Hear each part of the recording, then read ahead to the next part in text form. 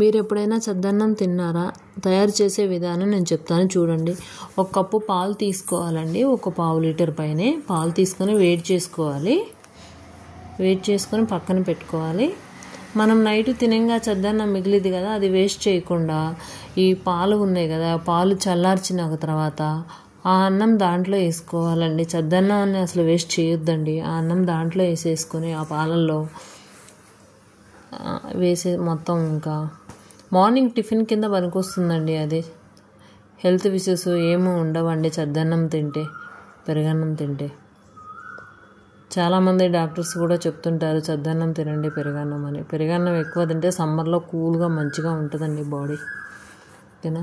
అలా పాలు పోసి అలా కలుపుకున్నామండి. ఆ మిగిలిన అన్నం వేసేసుకొని, అన్నం వేస్ట్ చేయకుండా ఆ పెరుగండి ఒక కప్పు పెరిగేసుకోవాలి. ఏ కప్పుతో అయితే పాలు తీసుకున్నా ఆ కప్పు పెరిగేసుకోవాలి.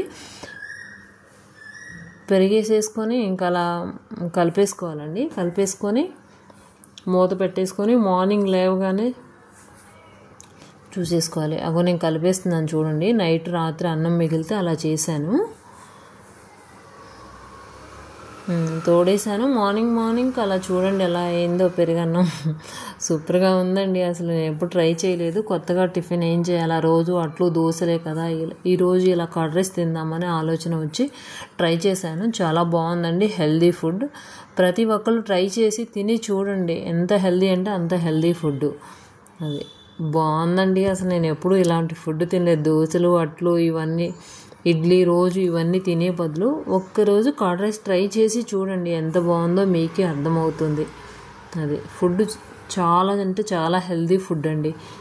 మనం హాస్పిటల్కి పెట్టి అవన్నీ చేసే బదులు ముందు కర్డ్ రైస్ తిని ఒకసారి చూడండి. Thank you.